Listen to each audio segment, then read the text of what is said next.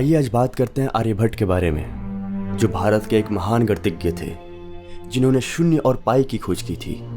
वे एक अच्छे खगोल शास्त्री भी थे जिन्होंने विज्ञान और गणित के क्षेत्र में अपना महत्वपूर्ण योगदान दिया था।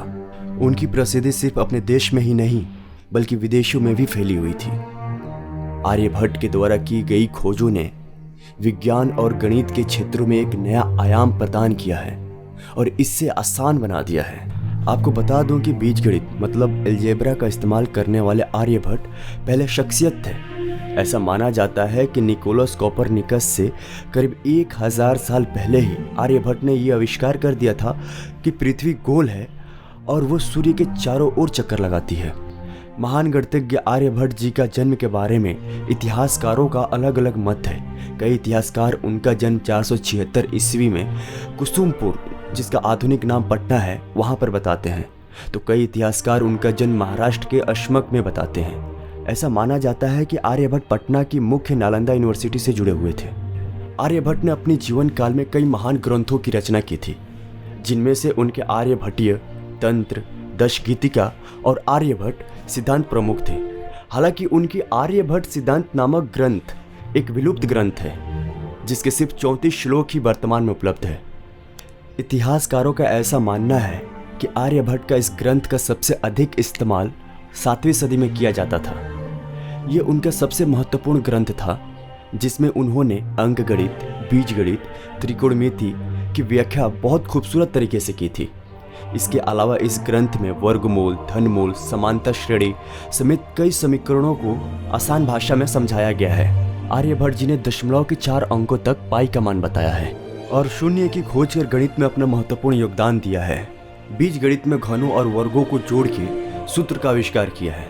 उन्होंने ये भी प्रूव किया कि पृथ्वी अपने अक्ष पर निरंतर रूप से घूमती रहती है, जिसकी वजह से आसमान के तारों की स्थिति में बदलाव होता है।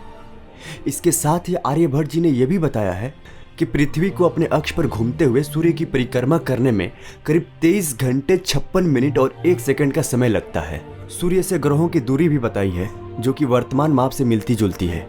वहीं आज पृथ्वी से सूर्य की दूरी करीब 15 करोड़ किलोमीटर मानी जाती है।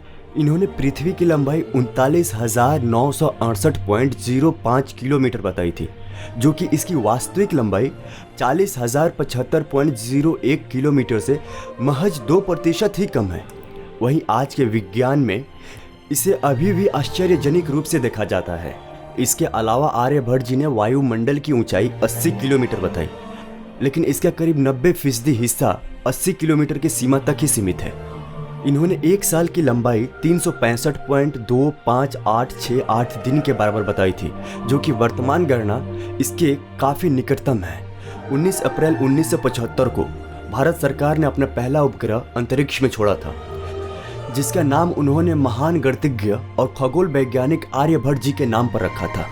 इतना ही नहीं, इंडियन स्पेस रिसर्च ऑर्गेनाइजेशन द्वारा वायुमंडल के संताप मंडल में जीवाणुओं की खोज की गई थी, जिनमें से एक प्रजाति का नाम बैसिलस आर्यभट्ट रखा गया था, जबकि भारत के उत्तराखंड राज्य के नैनीताल में आर्यभट्ट के सम्मान में एक वैज्ञानिक संस्थान का नाम आर्यभट्ट प्रेक्षण विज्ञान अनुसंधान रखा गया है।